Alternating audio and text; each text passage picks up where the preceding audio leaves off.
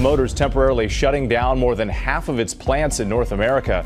General Motors plans to close its plant in Lordstown, Ohio. GM just made a mistake so massive, so costly, it's blasting $1 billion crater straight through the company. Engines are failing, dealers are overwhelmed, executives are locked in emergency meetings trying to stop the bleeding. This wasn't supposed to happen. This engine was hyped as GM's future. Now it's the reason analysts are whispering a word no driver wants to hear: bankruptcy. But here's why you need to pay attention. When a company this big starts collapsing, the fallout hits every driver. Higher prices, delayed repairs, and tanking trade-ins. And the part they're not telling you yet? What's coming next could hit your wallet fast. The condemned engine.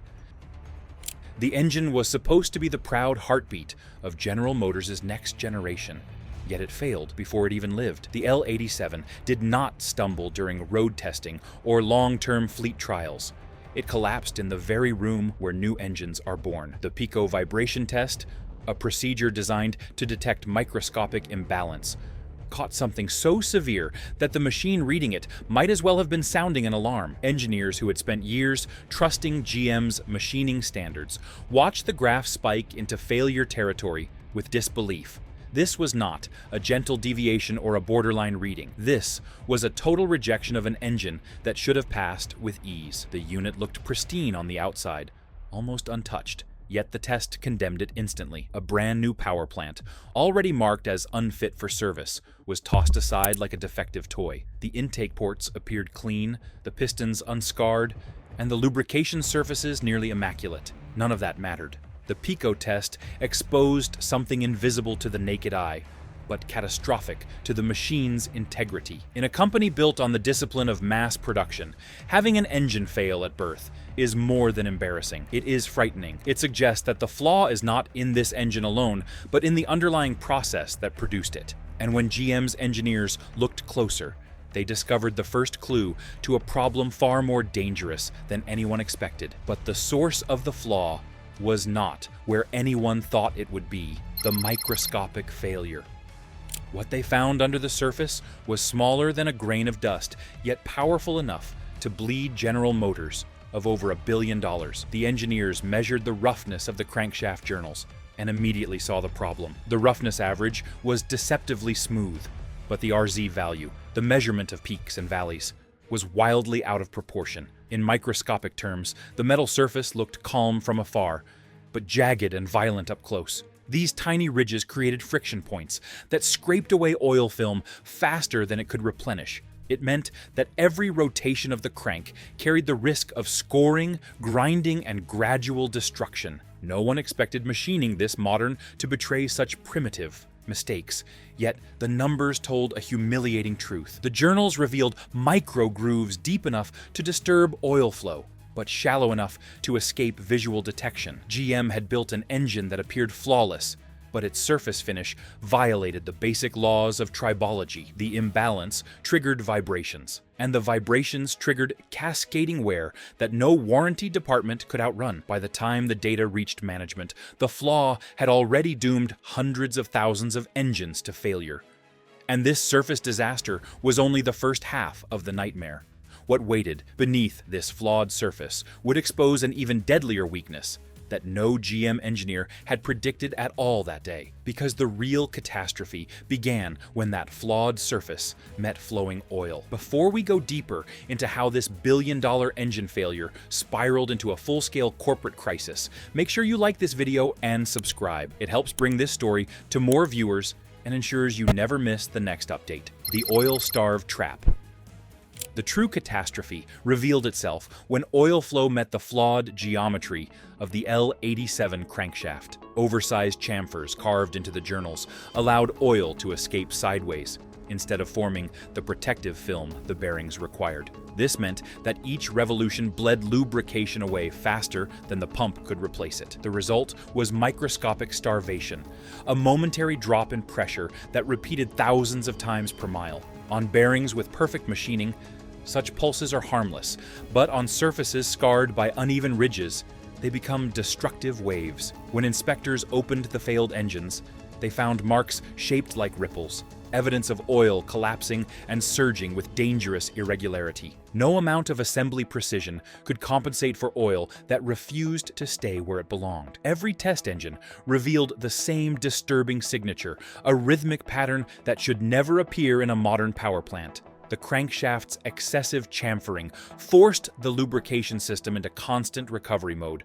Fighting a battle it could not win. Hidden inside early production units, the defect advanced quietly until the first engines locked up without warning. Technicians were stunned by the failure pattern, and their reports moved upward through GM with growing urgency. By the time the evidence reached the upper engineering group, the scale of the lubrication collapse forced GM leaders to confront a mechanical truth they had never imagined possible within their own manufacturing system. And the moment those findings reached the executive level, panic took hold.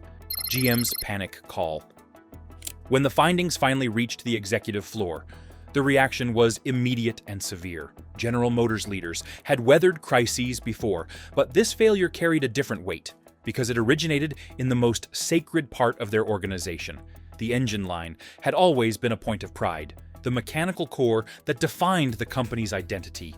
Yet now, it was a source of embarrassment. Executives pored over internal reports that detailed machining errors, lubrication failures, and production inconsistencies across facilities that were supposed to operate with absolute precision. Every page raised the stakes, revealing vulnerabilities that extended far beyond a single engine model and threatened the stability of multiple programs. For the first time in many years, GM confronted a crisis, created not by external forces, but by its own internal miscalculations. Meetings stretched late into the night as leaders debated how to contain the fallout, shield future projects, and protect the brand from long-term damage. One faction pushed for an aggressive recall strategy, while another feared acknowledging the scale of the defect would worsen investor confidence. Amid the debate, the overarching concern was unmistakable, for the disruption threatened the timelines of critical development paths in ways no one had planned. And as the final report reached the chief executive's office, the crisis transformed into a looming threat that would soon spill into communities far beyond GM's walls and its workers. And the moment this internal disaster leaked into the outside world, the human fallout began. The silent line. The silence hit first, in a factory that normally shook with motion. The abrupt stillness felt unnatural, almost threatening. Workers stepped away from half-finished assemblies, listening to the unsettling quiet, as supervisors moved down the aisles with clipped voices and tight expressions. Everyone knew what an unplanned stoppage meant, but none of them expected it to arrive without warning. The line that had carried generations of engines halted mid-stride, like a heart skipping a beat. No one dared to speak openly, yet everyone shared the same rising fear. A sudden shutdown rarely ends with a simple explanation. Crew leaders tried to offer reassurance that this was temporary, but their eyes revealed the truth they were not allowed to share.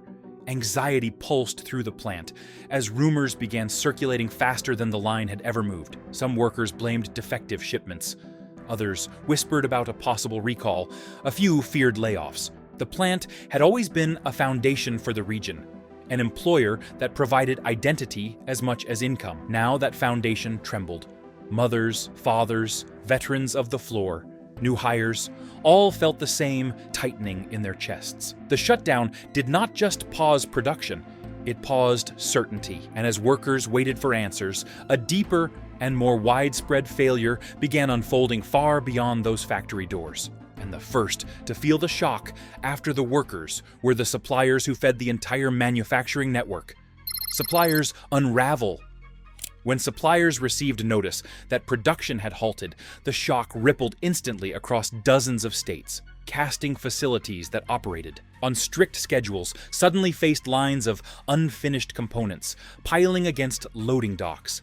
Managers scrambled to slow shipments, delay transport, and renegotiate tightly timed deliveries. The supply chain that once worked with near mathematical precision now stuttered under the weight of interruption. For many small shops, even a brief pause threatened chaos. Their contracts depended on volume and consistency, and any break in the rhythm cut directly into their ability to keep workers employed. Forklifts sat beside pallets of unused crankcases, welding crews stood idle as schedules shifted faster than supervisors could update their boards. Some facilities tried to stretch out the remaining workload, while others began planning furloughs they hoped would remain temporary. The uncertainty bred frustration, because none of these shops had done anything wrong. They were simply caught in the wake of a failure they did not cause and could not influence. Suppliers thrive on predictable movement, and when that movement collapses, entire operations begin to wobble. As the days passed, tensions grew between suppliers and the dealerships that relied on their parts to keep service departments running. Calls from frustrated managers increased as they demanded updates no one could provide. In the absence of answers, impatience swelled, and the next link in the chain began to buckle under the pressure. And the first to collapse under that pressure were the dealerships trying to calm furious customers. Service bay chaos. The first angry customer arrived before sunrise, and by mid-afternoon, the service bays could barely hold the crowd. Dealerships had handled recalls before, but this one struck with unusual force. Engines failed on highways, in neighborhoods, and even inside driveways before morning commutes began. Tow trucks formed lines outside the service entrances, adding to the sense of crisis. Technicians worked through lunch breaks, yet each completed inspection delivered the same devastating result. Engines needed replacement, and replacements were not arriving. Service managers tried to maintain composure as they explained delays, but every explanation pushed tempers closer to breaking. Some customers demanded loaners, some demanded refunds, and some demanded answers no one at the dealership possessed. The parts shortage left them trapped between corporate silence and community fury. Employees who had once taken pride in helping neighbors now found themselves dodging accusations from people desperate for solutions. The smell of oil, coolant, and frustration filled the air. Families missed work, weekend plans collapsed, and long-trusted vehicles suddenly felt unsafe. The service bays, normally a backdrop of routine maintenance, transformed into crowded rooms filled with anger and disbelief. Each day brought new breakdowns and fewer available parts, stretching the patience of everyone involved. And just when the dealerships thought the storm could not intensify further, the public response moved from frustration to outright revolt, in a place where outrage spreads faster than any recall notice ever could. And that revolt ignited online, where customers united into a force GM never anticipated: the customer revolt. The revolt did not begin with a lawsuit or a protest. It began with a single video posted by a stranded driver documenting how their brand new truck died without warning. Within hours, more stories followed. Social media timelines filled with images of stalled SUVs, smoking engines, and shattered expectations. Owners who once defended the brand now turned against it, stitching together a chorus of betrayal that grew louder each day. The speed of the backlash stunned observers, because the internet transformed isolated breakdowns into a collective narrative of distrust. Forums that once celebrated engine performance now overflowed with accounts of unexpected failures and desperate pleas for solutions. Families shared stories of near-miss accidents, canceled road trips, and the emotional weight of vehicles they no longer felt safe driving. This was not ordinary dissatisfaction. It was a communal breaking point. Videos of tow trucks lining up outside dealerships went viral, reinforcing the image of a company losing control of its own reputation. As the outcry intensified, reporters began contacting affected owners, amplifying their voices across television and radio. What began as scattered frustration grew into a national conversation that GM could no longer avoid. Customers expected accountability, transparency, and assurance, but instead received slow replies and bureaucratic language. The gap between expectation and response widened until it became impossible to ignore. And just as customers united in anger, another powerful group prepared to enter the conflict, one capable of dragging the entire crisis into a new arena where consequences escalate rapidly. Because the next voices to rise would come from the legal and political world, ready to turn outrage into action. Wall Street's warning. The warning signs appeared long before the analysts said them out loud. It started with a sudden stiffness in trading floors as whispers slid between desks. The word bankruptcy did not roar into the conversation. It crept in quietly, carried on worried glances and late-night research notes. General Motors had taken blows before, but never one that struck the market with such unpredictable force. Major banks, hedge funds, and pension analysts began questioning the company's stability, noting the deepening recall crisis and the mounting costs tied to it. Liquidity concerns grew as credit agencies debated whether a downgrade would trigger broader market fluctuations. Commentators on financial networks tried to soften their language, but their hesitation only intensified the tension. Investors sensed a shift, and shares that once seemed untouchable fell into a pattern of jagged, nervous movement. The uncertainty spread into bond markets, where long-term confidence in General Motors began to erode. Analysts warned that if the recall expanded or parts shortages worsened, the company's access to credit could constrict. That prospect alone rattled institutions that relied on steady performance within the automotive sector. Behind these movements, competitors watched with a strategic calm. They understood that fear drives consumers and investors away from instability, and instability now clung to General Motors like a shadow. What rival companies saw was an opening, and they prepared to exploit it with precision. And the first companies to strike were the ones closest to home. Rivals strike fast. Ford wasted no time. Within days of the market shift, its marketing teams launched a campaign designed to appeal directly to General Motors' unsettled customers. Incentives that once seemed generous now became aggressive, targeting drivers who felt unsure about the future of their vehicles. Ford sales representatives approached fleets with tailored offers, promising stability where their rival struggled. Stellantis followed the same script, deploying discounts and redirecting distribution channels to catch customers who had begun to drift. Dealers across the country reported an increase in trade-in inquiries from owners who had previously shown unwavering loyalty to General Motors. Ford and Stellantis seized that momentum, using data analytics to identify regions with the highest concentration of recalls and directing resources toward those markets. They extended warranties, expedited delivery schedules, and showcased reliability in every advertisement. Neither company intended to wait for General Motors to recover. They wanted to capture every displaced buyer before the situation changed. In boardrooms, executives outlined strategies that relied not only on price cuts, but also on recruiting talent. Engineers, frustrated by production delays at General Motors, were quietly approached with competitive signing bonuses. Teams that once competed indirectly now operated with open ambition, circling their weakened rival. Yet the most calculated and decisive maneuvers did not come from domestic competitors. They came from across the ocean, because overseas automakers saw the crisis as a rare chance to dominate American ground. If you want to stay ahead of the unfolding fallout and understand what this crisis means for drivers, investors, and the industry's future, make sure you subscribe. The next chapter in this story is coming, and you will want to see it first. China steps in. Chinese automakers had been preparing for an opportunity like this for years. When General Motors faltered, companies such as Build Your Dreams and SAIC Motors accelerated their plans with almost military discipline. They pushed forward with export expansions, flooding certain markets with vehicles priced to undercut every major Western competitor. Their marketing emphasized reliability, availability, and value, exploiting the gap left by General Motors' supply disruptions. Build Your Dreams intensified production of models already gaining momentum overseas, pairing them with financing packages that appealed to younger buyers and budget-conscious families. SAIC Motors leveraged joint ventures to slip deeper into markets typically dominated by American brands. Their strategy was not reckless, it was deliberate. They recognized that customers concerned about delayed repairs or unpredictable recalls were searching for alternatives, and they positioned themselves as dependable solutions. Western analysts noted the shift with growing alarm. This was not merely a temporary surge.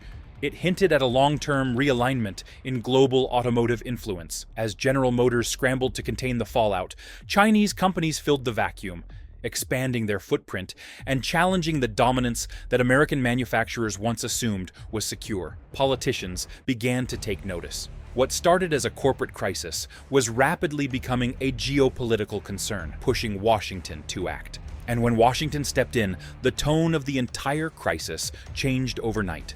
Washington reacts. The moment lawmakers recognized the scale of the disruption, hearings were scheduled and committees mobilized. Washington understood that the failure of a major automaker could ripple into national labor markets, supply chains, and defense-linked manufacturing. Politicians from both parties demanded explanations, pressing industry leaders for information on how such a catastrophic breakdown had unfolded.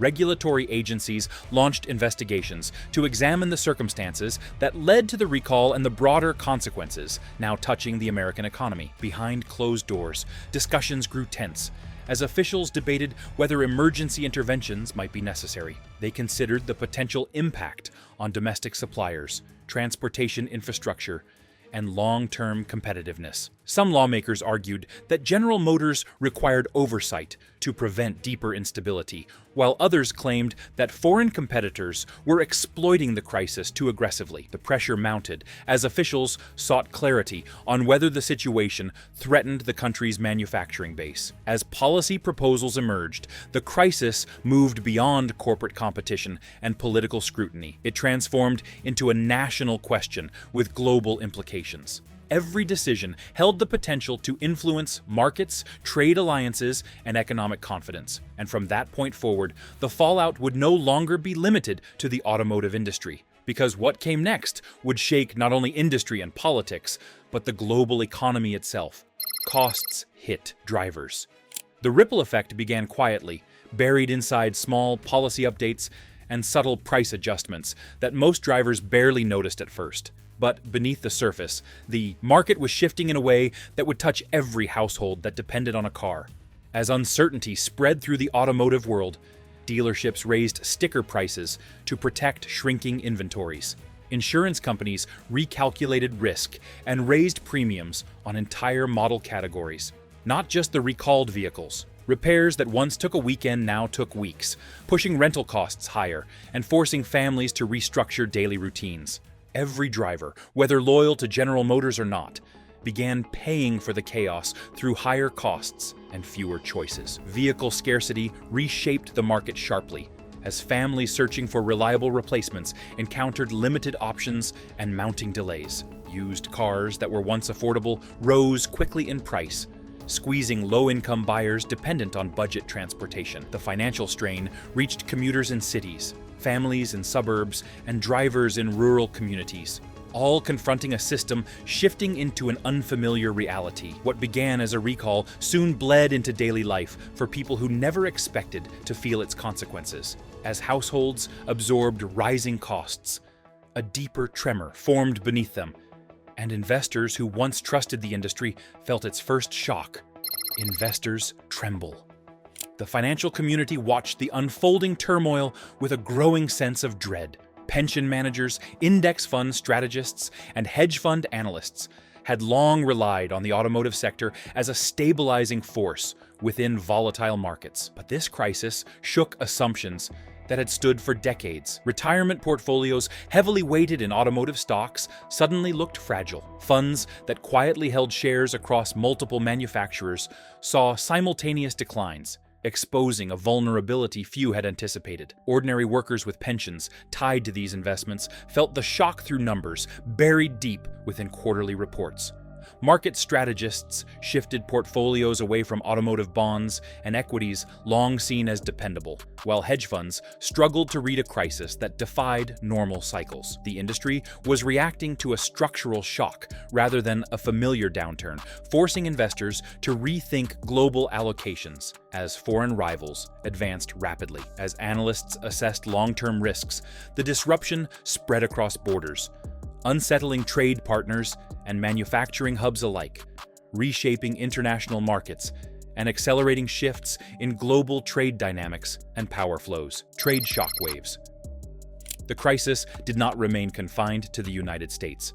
It spilled across oceans, shaking manufacturing networks that had depended on American automotive demand for decades.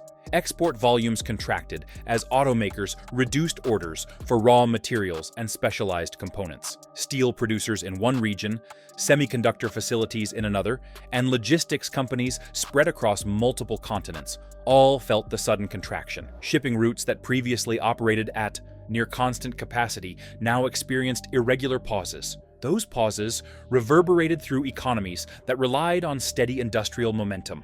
Commodity markets responded with jittery movements. Prices for metals essential to vehicle production fluctuated as supply chains lost rhythm. Some nations adjusted tariffs or trade incentives to protect local industries, while others attempted to attract new investments from foreign manufacturers seeking stability. The disruptions highlighted the interconnected nature of modern industry, revealing vulnerabilities that had remained invisible during years of smooth economic growth. Across borders, factories cut over time, delayed expansions, and revised forecasts, creating subtle signs of strain. Each small adjustment revealed a global system absorbing the shock of one concentrated failure. As international tremors spread, one question grew louder. Could General Motors survive long enough to shape the future it once defined? GM's last chance. As the world pivoted toward electrification, automation, and digital mobility platforms, General Motors found itself fighting not for dominance but for survival. Emerging competitors raced forward with bold innovations, while foreign manufacturers seized opportunities to shape the next era of transportation. The shift toward electric vehicles accelerated as governments introduced initiatives encouraging cleaner fleets. Yet General Motors faced a narrowing path. Burdened by the aftermath of the crisis and the pressure to reinvent itself quickly enough to remain competitive, General Motors pursued new strategies, expanding battery partnerships and revisiting autonomous ambitions. Yet analysts questioned whether these steps reflected true adaptation or desperate survival. Rival innovations intensified the pressure, carving into markets GM once dominated. In global boardrooms, opinions split between an unlikely comeback and a slow decline. No one knew the ending, but one certainty remained. The future of mobility would belong to those who adapted fastest. And that's GM's billion-dollar disaster, a crisis that's nowhere near over. But what do you think?